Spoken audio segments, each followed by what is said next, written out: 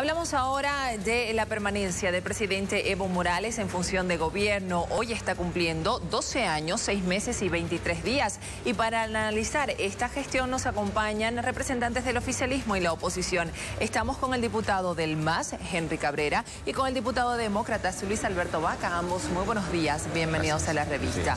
¿Cómo califican desde el MAS este periodo? Gracias, Gabriela, buenos días. Saludar al pueblo cruceño, mi colega diputado. Bueno, primero, efectivamente se ha cumplido uno de los récords que faltaban. El presidente Evo demuestra, después de una elección histórica el 18 de diciembre del 2005, la posición 22 de enero de 2006, demuestra una estabilidad política, social y económica. Hoy nuestro país no solamente es característica de una cultura que se transmite hacia el exterior, sino también hoy transmite seguridad jurídica.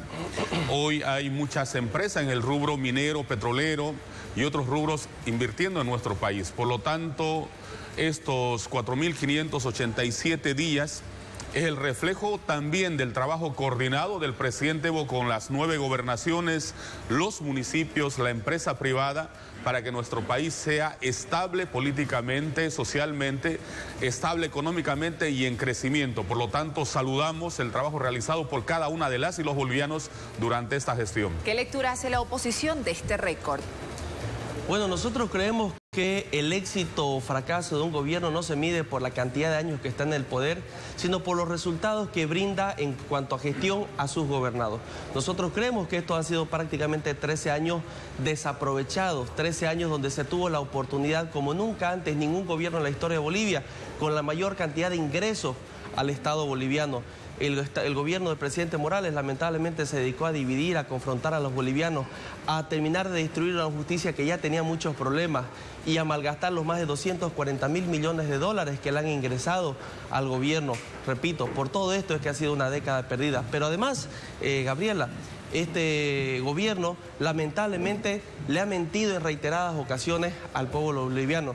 Recordemos la mentira del famoso hijo del presidente que hubo, que no hubo y al final nadie supo. El vicepresidente con su título que era profesional y después no había sido profesional, pero la mentira más grande que atenta contra la democracia y los derechos de todos los bolivianos es la mentira de reconocer y respetar el resultado del 21 de febrero. El intentar violar el voto popular y pasarse por encima de la Constitución es un atentado a la democracia y el Estado de Derecho y a los derechos de los 11 millones de bolivianos que vivimos en este país. ¿Y el MAS puede hacer una autocrítica? ¿Qué creen que faltó por hacer esos 13 años en el poder? Bueno, primero, obviamente a veces es ya el discurso trillado por parte de la oposición es una total irresponsabilidad. Son simplemente eslogans y le vamos a un poco responder qué es lo que hizo el presidente Evo con números y le voy a también nuevamente obsequiar este informe para que él pueda leerlo ya cuando esté en su casa o en la oficina. Por ejemplo, Bolivia hoy, el 2009, 2014, 2015, 2016, 2017 y este año 2018 nuevamente lideran el tema del crecimiento económico. Hoy manifestamos que el 4.44 es el crecimiento económico. Otro de los puntos importantes en el gobierno del pasado, simplemente el promedio de ingreso del PIB per cápita era $961. En el gobierno del presidente Evo, en estos 12, 13 años, es de $2.392. Otro de los temas importantes, el año 2005, la inversión estatal era alrededor de $629 millones. En el gobierno del presidente Evo, la inversión estatal entre 2006 y 2017, porque no hemos concluido 2018, $42.712 millones. El apoyo para la inversión pública, obviamente, para las gobernaciones y los municipios, en este caso las gobernaciones que el gobierno central le ha dado fideicomisos, alrededor de 690.8 millones. Otro de los temas importantes, yo le hablaba de la empresa privada. Utilidades del sector privado, porque se dice que muchas empresas ya no están invirtiendo, no tienen utilidades, no pueden pagar el segundo aguinaldo. Y aquí con números y no simplemente de memoria. El 2005, 6.766 millones de bolivianos, las utilidades de la empresa privada. El 2017, 27.766 millones de bolivianos. Quiere decir que la empresa privada también tiene recursos económicos. Otro de los puntos importantes, y con esto concluyo simplemente en el tema económico, el 2005, las reservas, ¿cuáles eran las reservas internacionales netas que tenía el Banco Central de Bolivia? 1.714 millones de dólares. ¿Cuánto tiene el 2017? ¿Con cuánto cierra el Banco Central de Bolivia? 10.261 millones de dólares. Por lo tanto, esa es la estabilidad económica que demuestra el presidente Evo, y son con datos, no simplemente hablar de memoria, la democracia, que el hijo del presidente, eso ya la población ya está cansada. Son estos números que quieren escuchar, y esa es la realidad hoy que vive nuestro país. ¿Qué le cuestiona la oposición a estos casi 13 años de gobierno? Sin duda que ha sido una bonanza tremenda la que ha vivido el país por ingresos, por materias primas. Y eso, hablando de economía, nuestro país no fue capaz de diversificar la economía. El presidente, con 13 años casi y más de 240.000 millones de dólares, sigue dependiendo este país de la venta de materias primas, básicamente hidrocarburos y minerales. La bonanza no llegó a la gente. ¿Y por qué aseguro eso? Porque seguimos teniendo gente acostada en los hospitales porque no se las puede atender bien. El presidente, el 2006, prometió números, ¿no? Para hablar de números, 2006 prometió 20 hospitales. Resultado cero. 2014 volvió a prometer hospitales, cero. El 2016 se hizo una gran campaña encabezada por un sacerdote, el padre Mateo, que pedía 10% para salud del presupuesto. Salieron todos los del oficialismo a negar eso y a atacarlo al padre Mateo. Después reconocieron que sí había un problema de salud y el presidente anunció una gran inversión de más de 1.400, 1.600 millones para invertir en hospitales. Hasta ahorita no hay nada. No conozco un hospital de tercer nivel inaugurado, pero sí hay aviones presidenciales, alfombras persas, palacios para el presidente. El presidente, que tiene un discurso antiimperialista, le gusta vivir igual que al presidente imperialista Donald Trump, en una torre, en un edificio de lujo con aviones presidenciales y seguridad. Esa es la realidad. El pueblo en la calle con hambre, tenemos la mayor informalidad del continente sudamericano. Entonces, esa es la realidad. No se ha logrado formalizar la economía, no se la ha diversificado, no se ha atendido salud y otras promesas inconclusas. El Mutum sigue sin funcionar. El Virubiru Hub, otra promesa, sigue sin funcionar. Entonces, como le digo, no ha habido. El ex canciller reconoció de que no se había hecho gestiones suficientes, estoy hablando del señor Choquehuanca, cuando lo interpelamos para buscar nuevos mercados, para más producción boliviana, para exportar más. Reconoció que tenían esas falencias, después de casi 9 años que tenía él de ministro. Permítame. Esos son los resultados. ¿Falló de la política social? No, de ninguna manera. Nuevamente, yo mil disculpas, pero es muy irresponsable. O sea, no lee nada, no conoce nada. Eso simplemente de los hospitales y demás. De los hospitales después vamos a hablar del modelo económico. Los hospitales, para que el compañero conozca, el colega diputado. Hospital de tercer nivel en Montero, le pido que vaya a verificar en qué etapa se encuentra, cuánto es la inversión, 70 millones de dólares. Hospitales de segundo nivel en las provincias, en los municipios, en Camiri, Puerto Suárez, San Ignacio de Velasco, San Julián, Guarnes, La Guardia y El Torno.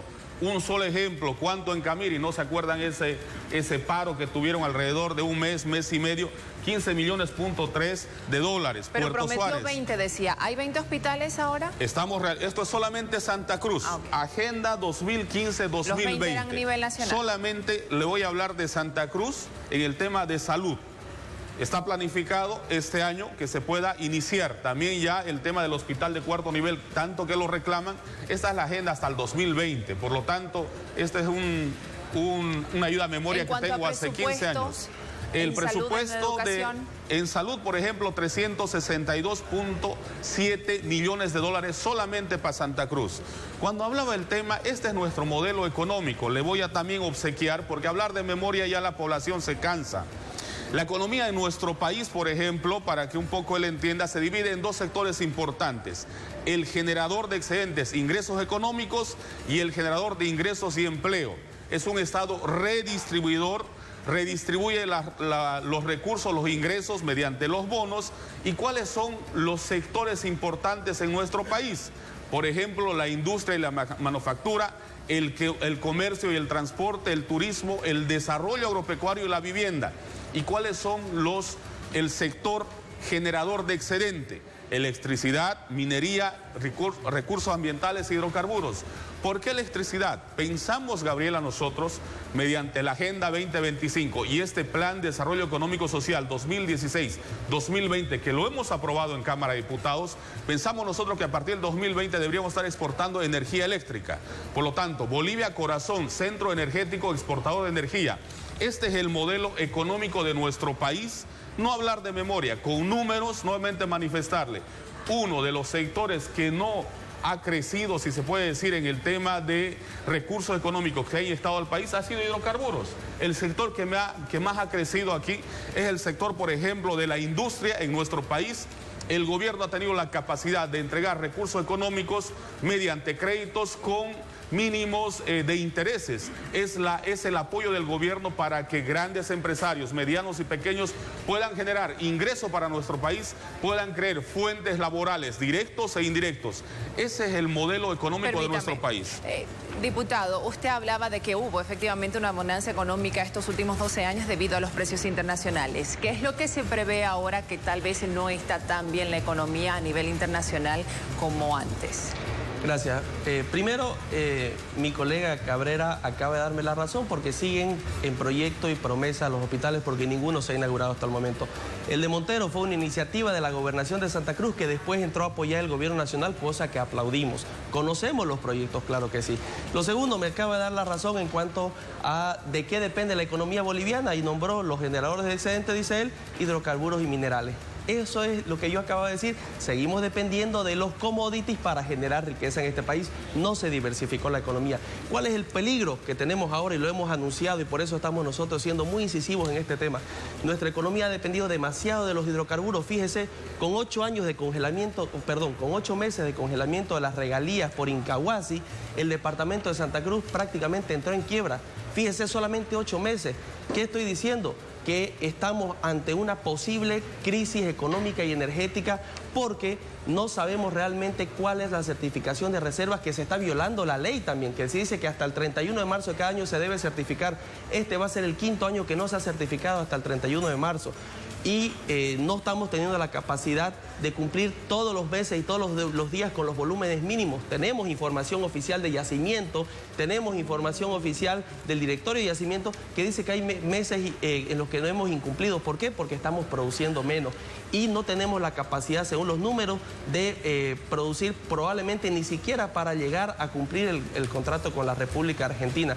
¿Es esto alarmante? Claro que sí. Yo hablo con datos reales, tenemos la información de yacimiento, la hemos presentado y lo de salud obviamente sobre el tema de hidrocarburos vamos a hablar en otra oportunidad. Yo quiero concluir solamente, cortito, o sea, a mí me encanta hablar de eso porque yo vengo del sector petrolero para información, diputado, nuevamente y averigüe, revise. Estamos produciendo alrededor de 54 a 55 millones de metros cúbicos día de gas. Entre consumo interno, nosotros los bolivianos, que gracias a este presidente Evo, la mayor cantidad tiene gas domiciliario. La exportación Brasil, que concluye el 2019, pero ya estamos en convenio, y la exportación hacia la Argentina es alrededor de 52 millones de metros cúbicos día de gas.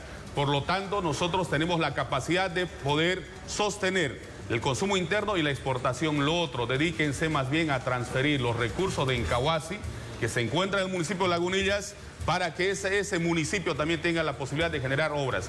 Por lo tanto, hablar de memoria a mí de verdad me sorprende. Lo que yo quiero manifestar. Estos 4.587 días que ha cumplido el presidente Evo es el reflejo del trabajo de cada uno de los bolivianos, también del colega diputado, de los medios de comunicación, de la gente que se levanta a las 5 de la mañana, como los transportistas y los gremialistas, del gobierno central, también de la gobernación de Santa Cruz, aunque solamente espera la mano para que puedan, o extiende la mano para que el gobierno pueda entregar recursos económicos. Es el trabajo de los bolivianos y hoy los bolivianos nos sentimos orgullosos de haber nacido en esta patria. Por lo tanto, estamos felices y quiero saludar a cada uno de los bolivianos para que sigamos trabajando y este país sea el faro, el reflejo de lo que hoy es Sudamérica, diputado, gracias a la gestión del presidente Evo Morales. Cortito su cierre, por favor. Claro que sí. Nosotros queremos hacer un llamado a la población a que siga con ese espíritu guerrero, combativo, en función a los intereses nacionales, a la defensa de la Constitución, a la defensa de la democracia. Los gobernantes, todas las autoridades electas, del alcalde, el gobernador, el presidente, diputados y senadores, somos elegidos por un periodo y por mandato de ustedes, el pueblo. Ustedes miden los resultados nuestros. Hoy tenemos el presidente indígena, humilde, con discurso indigenista, lamentablemente no existe más. Hoy lo que tenemos es un presidente que le gustan los lujos, que vive como el presidente imperialista Donald Trump. La diferencia es que Donald Trump vive con eso, con su plata. Aquí el presidente con los impuestos de los bolivianos. Ojalá el gobierno del presidente Morales, este año y medio que le queda de gestión, pueda reconducir su gestión en beneficio de los bolivianos y todo ese anuncio grande de inversiones de hospitales se concluya y esos hospitales se inauguren y además se entreguen ítems para salud. Gracias a ambos por la entrevista. Continuamos con más.